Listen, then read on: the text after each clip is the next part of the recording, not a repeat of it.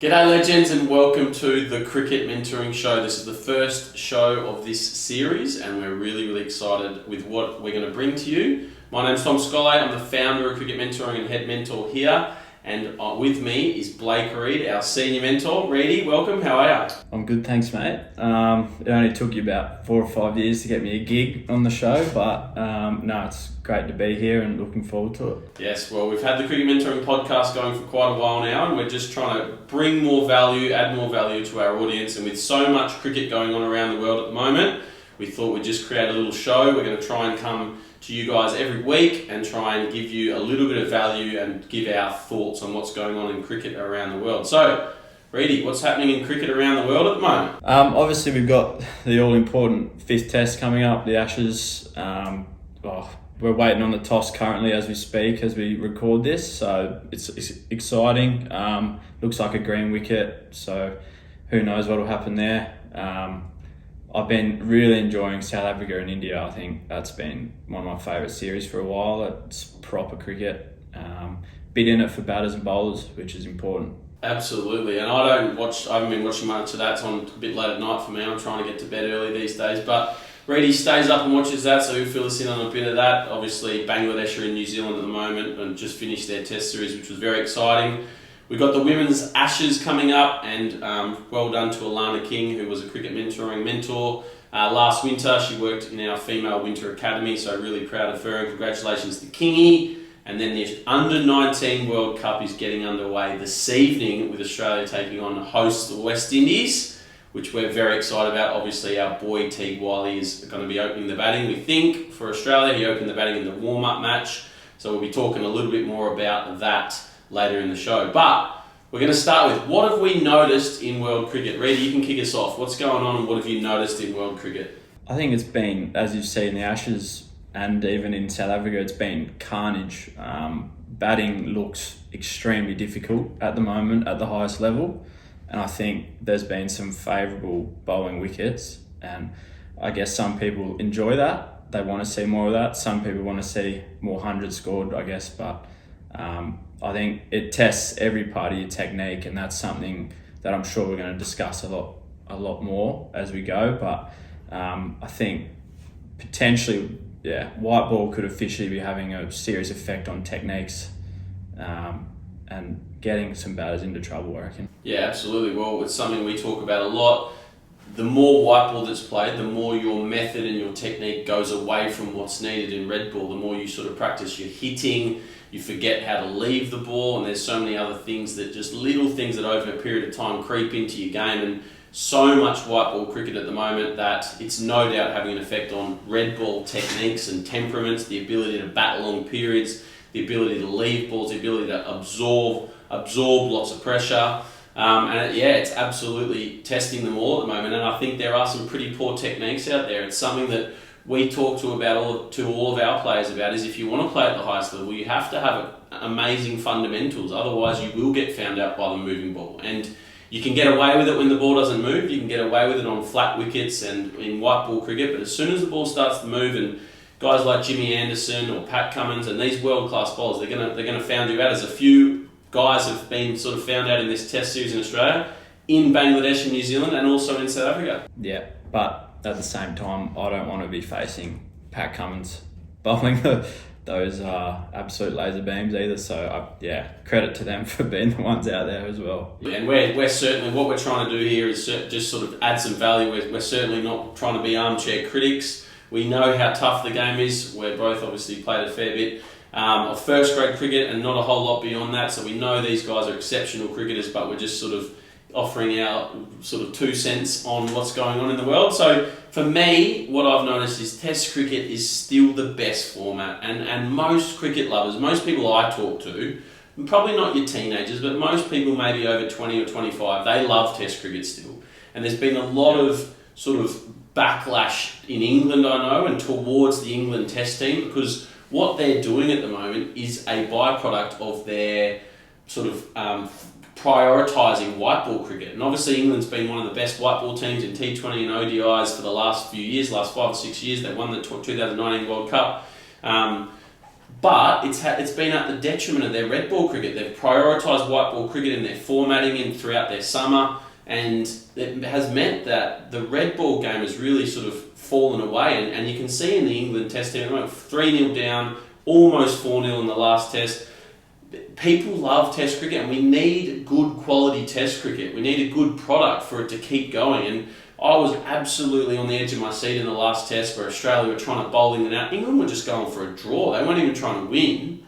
And it was captivating. It was high quality. I find that much more exciting than a T20 these days. I love the ebbs and flows of Test cricket. And to me, that's what I've noticed. And I'm hearing a lot of noise from people who are a bit older about how good Test cricket is. I think it's so good to see that it's all gone a bit full circle, really. Like, the excitement of T20 cricket is I reckon, diminishing in front of our eyes, personally. Like, I think people are already bored of it, and it's been around for nearly 2 decades, and I think it's finally gone full circle where people are enthralled by a genuine contest, the tactical side of the game, the mental side of the game.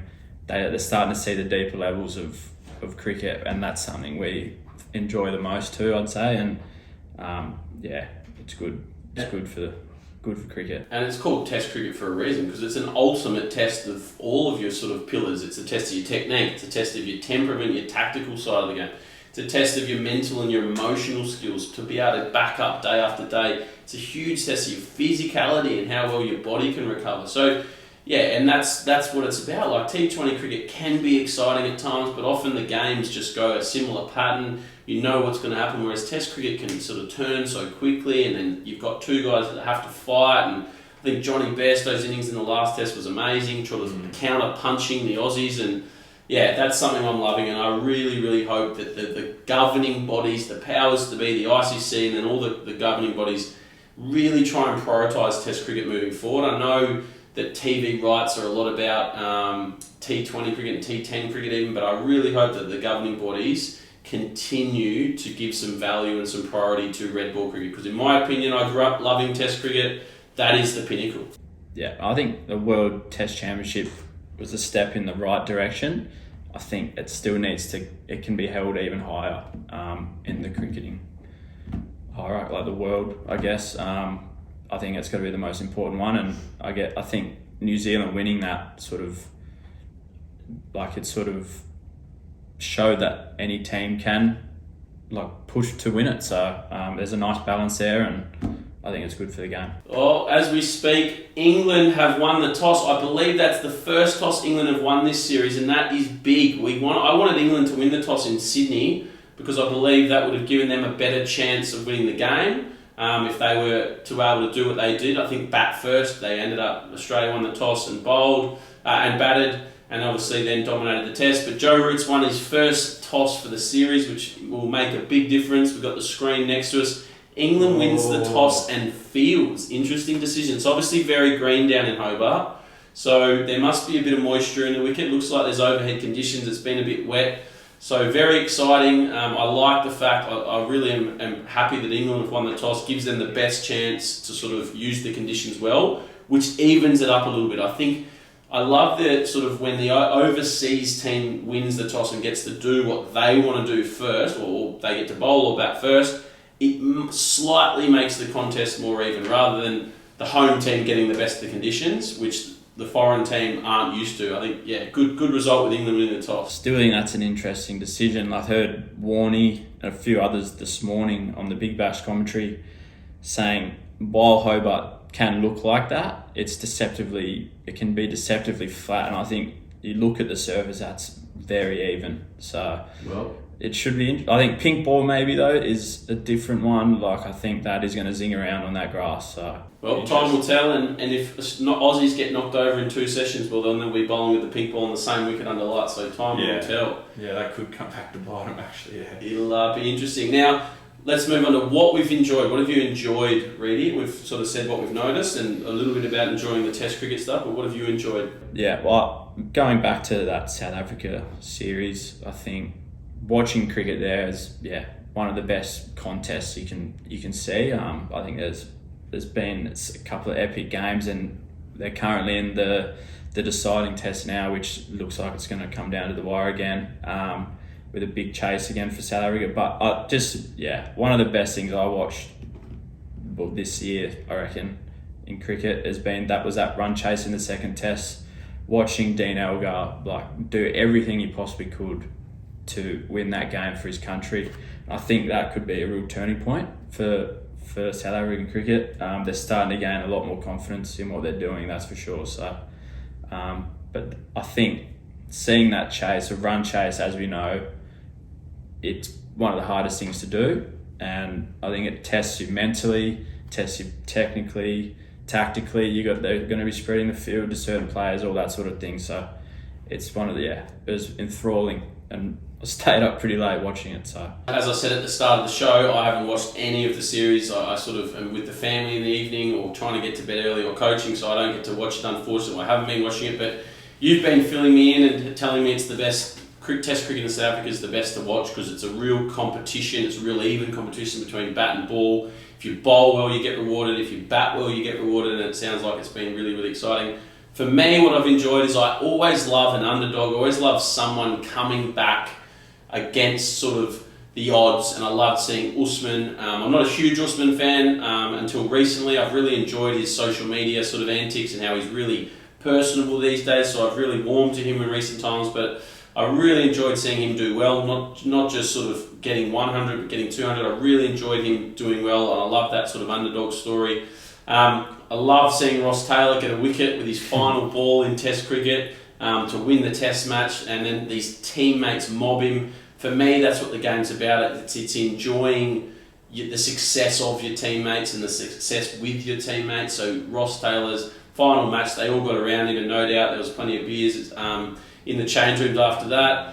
And then the final thing for me, I enjoyed the English fight in the Sydney Test. I really, even though I'm an Aussie, I really wish England had have put up more of a fight in this Test series, which I sort of mentioned earlier, but I really enjoyed the fight in Sydney. I thought Bairstow's innings was awesome in the first innings, and I loved how they took it right down to the very end. And I hope we get to see something like that in this Test in Hobart. I hope it goes at least 4 days or 5 days, and it's a close contest. It's not one-sided. The Aussies dominating.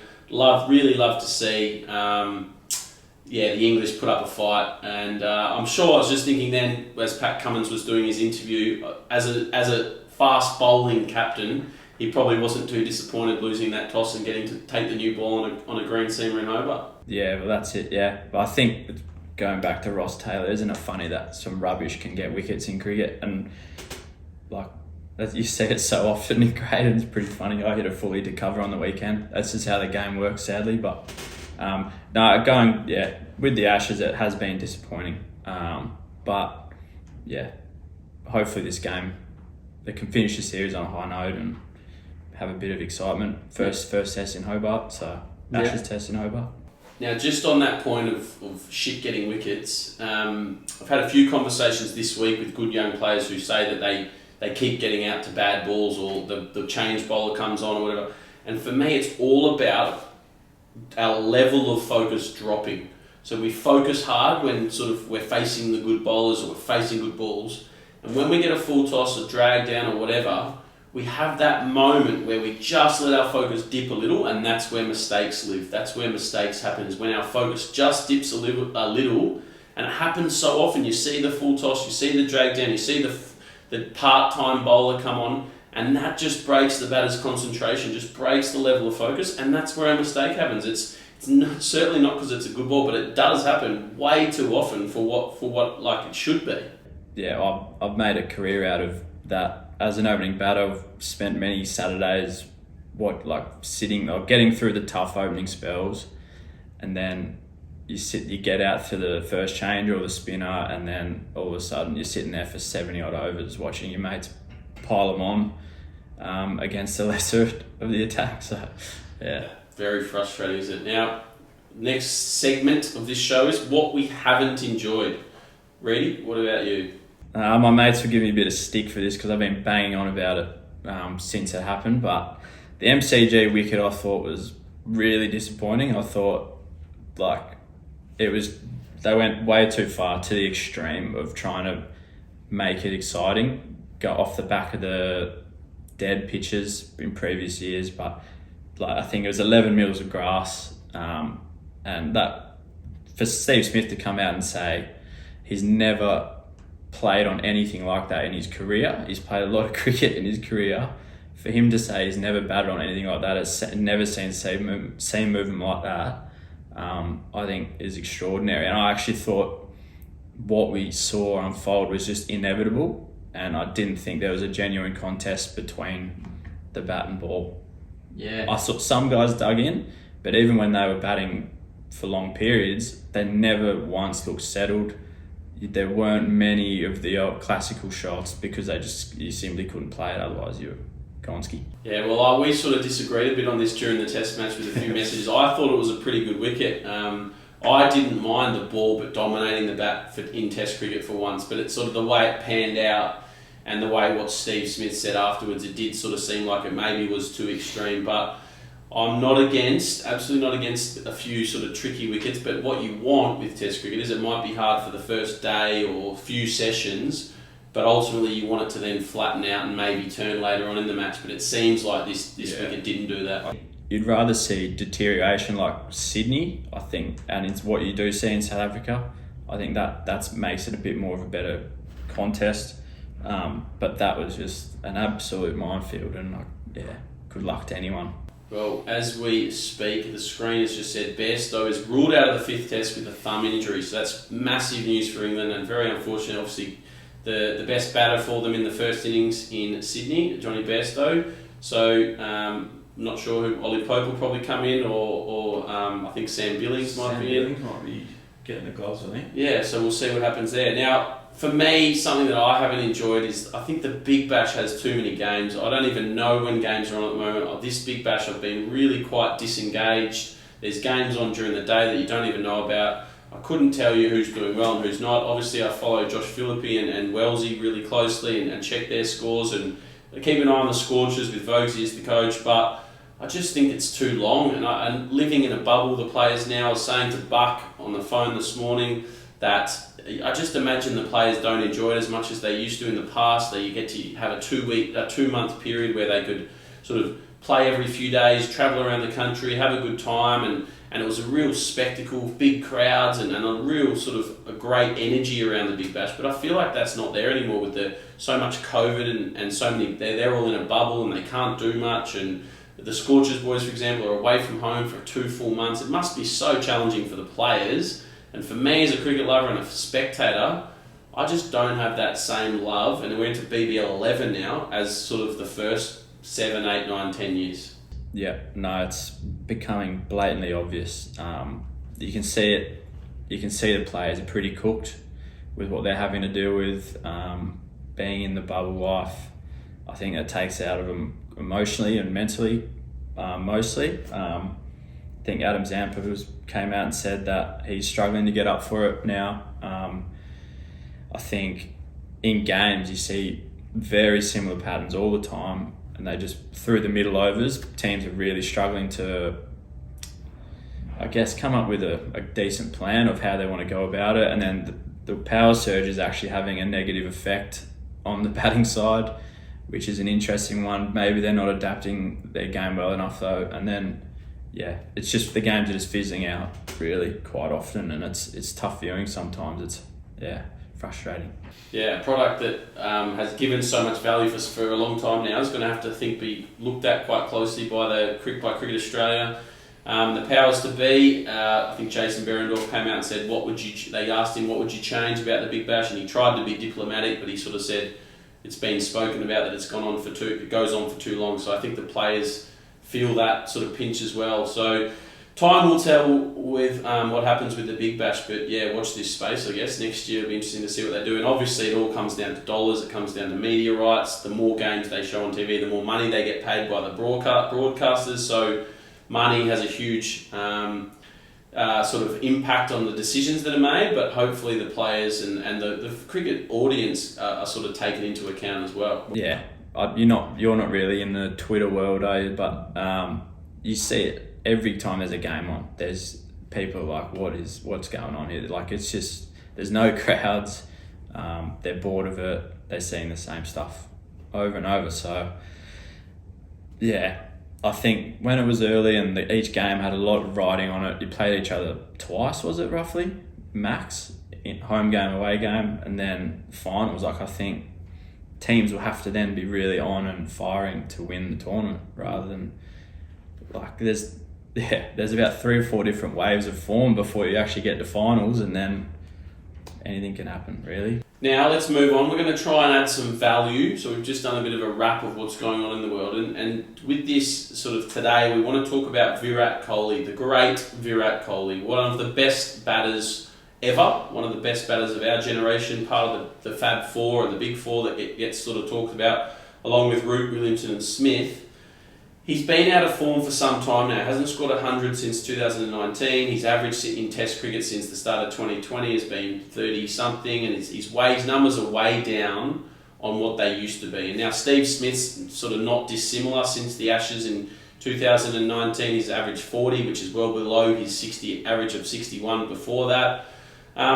But Virat was back in the runs in the first innings, and I know you texted me saying, "Oh, you're watching Virat, he's batting so well," and you've got some thoughts on that in a minute. But I read a great article the next morning which was speaking about his technique and how he's made tiny little changes in his trigger and the timing of his trigger and the position of his trigger.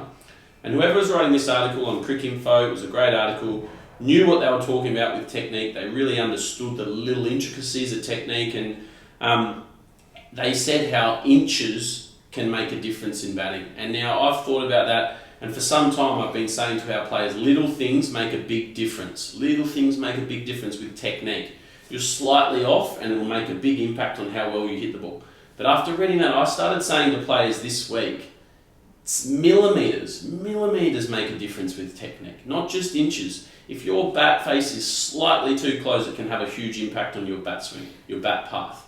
If your head's slightly across, it can have a huge impact on getting your weight into the ball. So for me, I really enjoyed this article, and it spoke about Kohli's technique, but it's millimetres in batting technique, and it's something that we talk a lot about to our players, is trying to get every little detail as good as it can be, as consistent and as repeatable as it can be, because if you don't, that's when we go back to these challenging wickets against these great bowlers. Your technique does get found out, and guys like Hasim Hamid, has had sort of his technique really tested in this series. Rory Burns and Dob Sibley have had their techniques really tested over the last little period. And if you've got little flaws, they do get found out. So that's what this article was about. And for me, it's little things make a big difference. But you, when we came into the office the next morning, you had a different sort of idea. What you noticed wasn't something technical with Kohli. It was something else. What was it? Yeah, so you go back to when India toured England earlier in the year, and Kohli had his struggles. Like, he looked good in patches, but he was struggling to convert. What I noticed there, he was trying to impose himself on the bowlers and really dominate and look to hit the ball really hard, and that's tough to do in the UK when it's moving so much. He also had some technical flaws there that we've discussed previously. His back hit was sort of coming through and all that sort of stuff. But the thing I saw the other night was he sort of slowed himself down, and we like to call it like his tempo. And I reckon he pulled his tempo back to, let's say he was 100%. He pulled it back to about 80% from what I saw, and it looked like he had so much more time. He was letting the ball come to him so much further. He was defending the ball with his shape and head out over on top of the ball, and he was stroking his boundaries. He wasn't trying to absolutely moose them through covers and break the fence. He was just stroking the ball when he got the chance. And I think what this was allowing him to do was track the ball for longer, because they were tough conditions, as we were saying.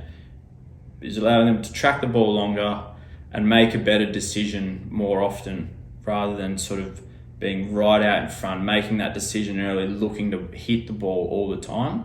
And he left the ball so much better than previous times he batted this year, in my opinion. Yeah, right. And with the change of tempo, it's again a word we use a lot, and what we teach our batters is it allows you to, so it's about adjusting the pace of your swing. So instead of swinging at 100%, it's about swinging it sort of a little bit slower.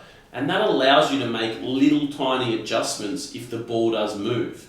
You see batters that swing at 100% and they can't slow themselves down and they get beaten on the inside or outside. They get bowled or they nick off and it flies at sort of shoulder height or chest height and the slips catch it. Whereas when you slow your tempo down a little bit, it can just give you the opportunity to make a minor adjustment and get a little inside edge on it. And if you do nick it, sometimes it doesn't carry. So it does make a big difference. And that was obviously a mental thing for Kohli as well. It was sort of, it's technical, it's also tactical, but it's mental. It's him just letting the game come to him a little bit more. That's what it looked like. He was absorbing a lot more pressure from the likes of Rabada and that they bowled some outrageous spells at him, but he had the ability and technique to get through that, I reckon, by just slowing that tempo down a touch and, as you said, just picking them off and allowing the game to come to him. I think he faced a crazy amount of balls. By the time he got to 30, he was up to towards 140 balls or something along those lines. And I think that shows a difference in where his mind was at. And something that probably hasn't been mentioned, we haven't really spoken about, in that article they mentioned that you get a stroke of luck. You need a bit of luck as a batter. Yep. And they had stats about how many times he played and missed outside off, or how many times he made a false shot in the England series and then in this series. And so far in that innings he'd made a mistake nearly as many times, but it hadn't got him out. And in batting, you do need a bit of luck. I was fascinated when I heard the stat that David Warner, he was bowled by Ben Stokes in the Adelaide Test, I think it was, off a no ball. Yeah. That's the 6th time in his Test career he's been out off a no ball, and every time he's got 100. He went on to get 90 odd that Test. But his numbers would be pretty significantly worse. Maybe an average sort of 3, 4, 5 less if he hadn't have gone on and got those extra runs. Marnus played and missed a ridiculous number in the first few tests. You do need a bit of luck in this game, don't you? Marnus has been dropped about 12, 13 times, I think I've read as well. And we've all seen his stats, his numbers in the start of his career, but that is a lot to start off. And that's a lot of luck to get you going and scoring big runs. Yeah, and that's something we can't control. So it's not something you can coach. It's not something you can sort of strive for. But when you get it, what the good players do, and this is the Warners and the Marnuses, they make it count. If they get it, if they make one mistake and it could be out, they get dropped or they get bowled, well then they knuckle down and they make sure they don't make another mistake, and they turn that slow stroke of luck into they make it a great day. They make it a really, really good day, as Warner's done, and turns those sort of things into hundreds. So any young listeners out there, any young viewers, if you do get a stroke of luck, if you do get bowled or out of a no ball, you get dropped, it's your day. You've got to try and do your best to then go on with it and make it a great day. And that to me is what separates the good players from the great players, is they get big runs more often. It's not that they don't fail. We'll talk more about this in another show, I'm sure, but it's that they make their good days great days. Yep, that's it. That's just, they're just hungry. Yeah, that's the difference. Yeah, very, very hungry. Never satisfied. Now, let's move on to another segment of this new show. The Grinders Club. Now, Reedy, this is your idea. I'm really excited by this one. Let everyone know, let our viewers and our listeners know, what is the Grinders Club and how's this going to work? Yeah, this has got me going. I'm very excited about this one. I think the grinders of our game are the ones that are sort of might not be pretty to watch. They have very low strike rates, 40, 50 at most at times. They don't care how it looks. They scrap through the tough periods, but they're just not recognised enough in our great game. And I think you're looking at the Test cricket at the moment, and I think teams would love to have more of them in their side right now, because they could be match winners. And I think if you look in at our CM circle, we've got a few grinders. I think we got Chris Rogers. I think he was one of the great grinders. He'll love this, I reckon. He got it done in any conditions, no matter how tough it was. And he had his methods, and they were different to so many players, but he had his own methods and understood his own game, and he would scrap. And I think young Teague over in the World Cup now, I think he's going to be one of the great grinders as he goes up the levels. He just loves batting and loves blocking balls. I'm a proper battler and a grinder. I love facing a lot of balls and scrapping with the bowler and competing. I think it's one of the great arts of the game. And so I want to just recognise these people a lot more. Start introducing a few to the world, and if we see any, I'd love to get some strike rates about 30 or 40 and really get this club up and firing. So I think this week I want to introduce our first grinder, and I think watching him play in that run chase in South Africa against India, against the likes of Shami, Bumrah, Ashwin, all the best, like one of the best attacks in the world. He copped blows left, right and centre, copped them in the head. He even gave a bit back to the bowlers when they sprayed him at the end because he was getting it done, and I'd love seeing it, and that's Dean Elgar. So Dean, welcome to the club, man. It's an absolute pleasure to have you, and look forward to adding a few mates in there. So let's get this right. So we've got Buck, our great mate, who scored 4 Test hundreds, 76 first-class runners, and grinded away. Would often be described as not very pretty. Struggled in T20 cricket. It wasn't his format. We've got yourself, who sort of loves to bat time and accumulate and sort of get your 100 after tee. Yeah, well, whether that's by choice or not, I do stink it up and I can't hit it off the square, so that doesn't help me. And we've got Teague, so they're our three. Teague obviously loves facing balls, hates getting out, his average career strike rate probably in the 20s. He absolutely loves to grind, and that's why I think it's going to be a real challenge for him over in the World Cup in one-day cricket on turning wickets to see how he can sort of grind through that and get through those periods and get his strike rate a bit higher. And then Dean Elgar, welcome to the Grinders Club, our first international member. So Dean, if you're watching or listening, well done, and shout out to you, mate. And I think we're going to just appreciate these people who are willing to bat time and go through the hard yards compared to the guys who hit 40 off 20 and slog them out of the park in T20 cricket. This is what we want to see more of.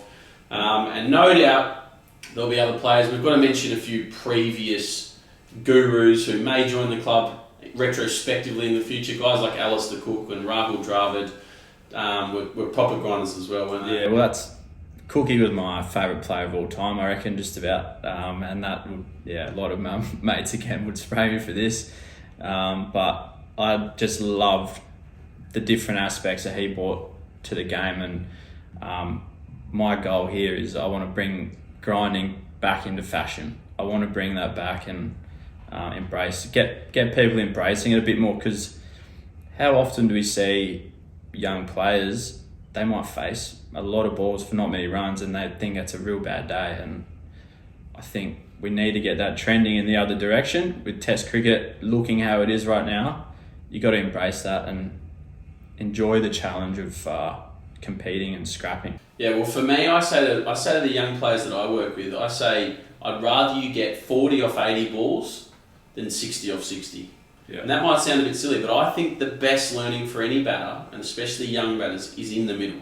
So the more time you spend in the middle, the more you're out there, the more you're at the non-strikers end, building partnerships, and you're in the middle, the better you're going to be. The more you're going to learn, the better you're going to be. So any young players, again, listen to this. The more time, without being too selfish and not worrying about the team, if you're chasing 250, you're going at a strike rate of 20. You need to do what the team needs and what the game dictates. But the more time you can spend in the middle, the better.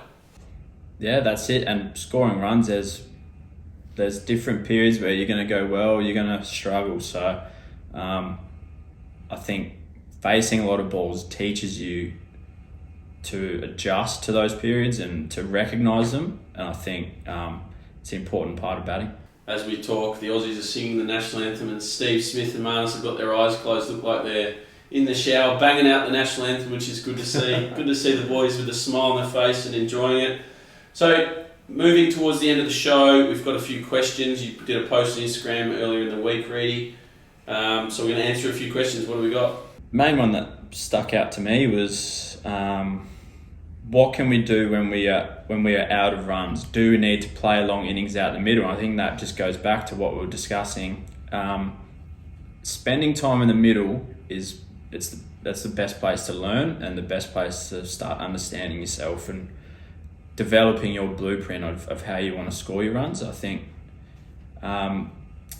so many young players that we see go out in the middle and they sort of hope that they're going to score runs. They don't really know where they're going to get them or how they're going to play at their best, or they might try and bat like someone else. So I think this is a great question and something that all young players need to try and understand a bit more. Yeah, and when you're out of runs, I think that any time in the middle can sort of get you back into runs. I think an ugly 30 where you face 80 balls can sort of...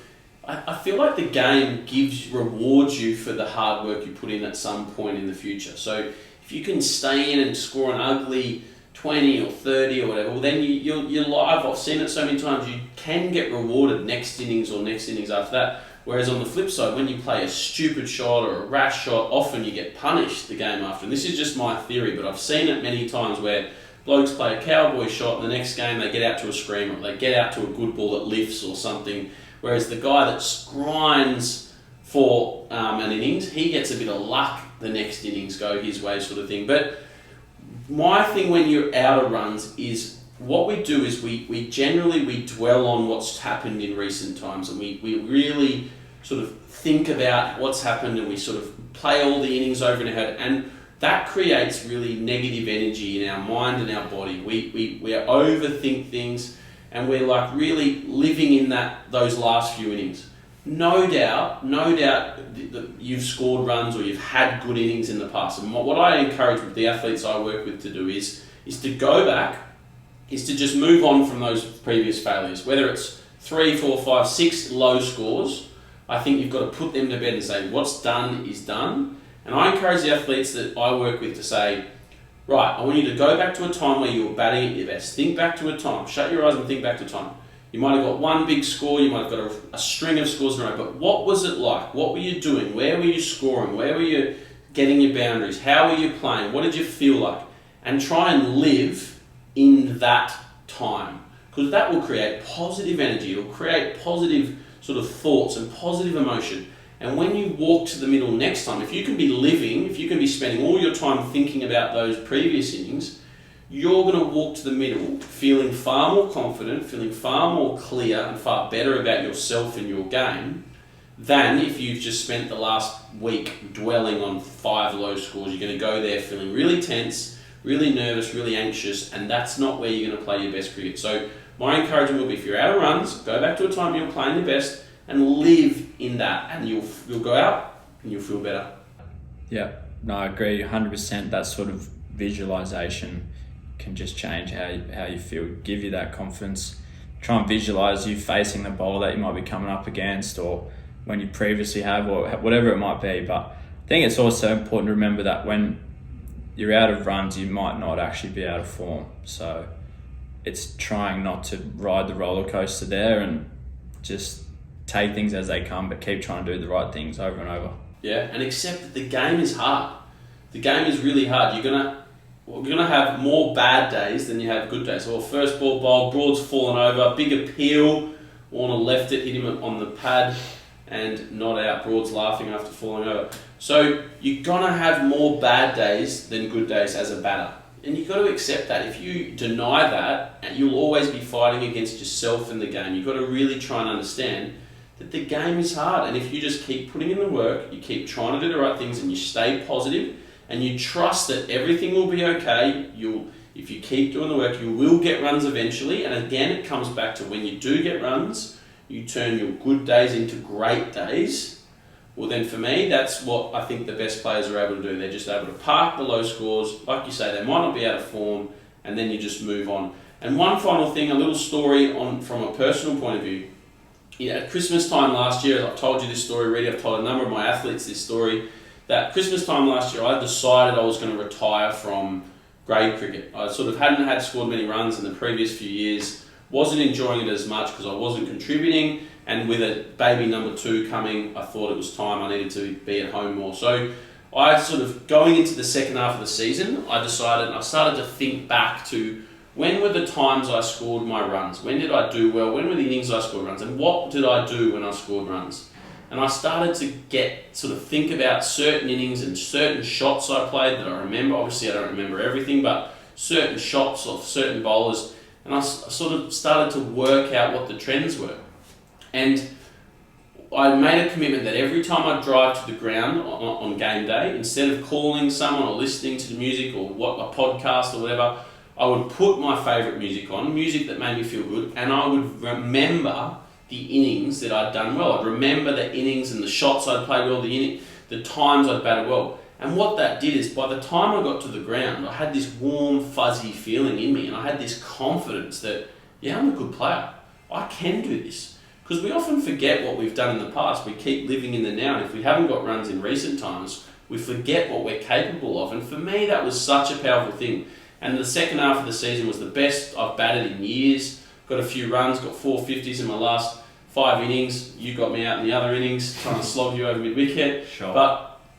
But it was the best I've batted in a long time. And I really think that positive imagery, that positive visualisation, which wasn't visualising the future, but remembering what I'd done well in the past, had a huge impact on how I played and how I performed. So just a little tip or suggestion for anyone watching or listening. Now, let's move on. Hopefully that answered the question for those that were asking that. I think that's a great summary of, I don't think we could give much more there. Yep, exactly. So our performances or athlete of the week. Reedy, do you want to fill us in on a few players that did well over the last week or so? Well, we'll start off. We've got one of our mentors, current mentors, and he's a contracted player for Western Australia, Sam Fanning, and he's also one of Skull's former Demons teammates. So I think he's hit 109 off 146 balls. It's his 3rd century of the season. He's absolutely flying. He's leading the runs, isn't he, in the competition? Yeah, he's 213 runs more than the next best, which is your teammate Fraser Hay, who's also got 300s. But what's been the most impressive about Fanners is Fraser's got 300s, Fanners got 300s. Fanners has got 213 more runs because he's getting big hundreds. 109 on the weekend, but before that he got a 166 not out and a 130 in the first few games of the year. 674 runs at 67. Awesome numbers, and again, it comes back to making good days great days. He's doing it beautifully this year. And he's obviously starting to understand how he wants to score hundreds. Going out there with a real good plan and starting to mature as a player as he's getting older and playing more first grade cricket. Yeah, and understanding his game, exactly. So, young Tyler Brown, 16-year-old, playing under 17s, got 106 out of 145. And this was a match-winning innings from Tyler. He batting number 3, went in at 1 for none. They were chasing 189 against Gosnells. Went in at 1 for none, got to 2 for 8, went to 3 for 16. And then him and Jordan Maranovic, a boy who you've done a little bit of work with, put on 174, and they lost their 4th wicket at the score 191 run after when they had just won. So Tyler 106 not out, his first 100 under 17s cricket. So well done to Tyler. And finally, a big shout out to our boy Teague, who starts the World Cup tonight. We've already mentioned him a couple of times, but we really wish him the best. I think he's going to struggle. I think it's going to be a real challenge for him over there on spinning wickets in white ball cricket, which isn't his sort of number one format. I think it's going to be, we're not sort of putting too many expectations on him. It's going to be an amazing experience regardless of what happens. And also a shout out to Cooper Connolly, who is the captain of the Australian team, was part of our Building Champions program during COVID last year, him and a few other young players. And let's not forget, actually I nearly did forget, but Liam Blackford got an 80-odd last week, or earlier this week, in the Vic Super Slam, which is the T20 Victorian Premier Cricket T20 competition against Carlton, who are one of the better sides as well. So Black is doing some great things. He just missed out on the World Cup squad. He was one of the reserve players as a keeper batter, but he's doing some great things. And he was part of that Building Champions program along with Teague and Cooper last year. So great to see a few of our athletes. And also Harkarat Bajwa, who is an online coaching client of mine. He's over at the World Cup. He was the best of the Aussie bowlers in their practice match against India. He's a bottom age player, a double bottom age player. So like Cooper two years ago, he can go to the next World Cup. And Harkarat's a fantastic off-spin bowler with a very bright future. So we've got 3 current or former athletes over at the World Cup. Black has just missed out, so it was very, very exciting. And one more I've just remembered. Sam Rahali got his first grade 100 last weekend. He was another one part of our Building Champions program last year.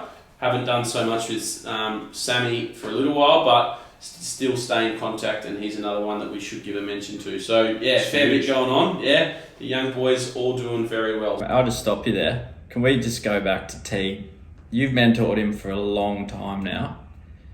What is going on with his haircut right now? Yes. For anyone that hasn't seen it, go to the Cricket Australia Instagram.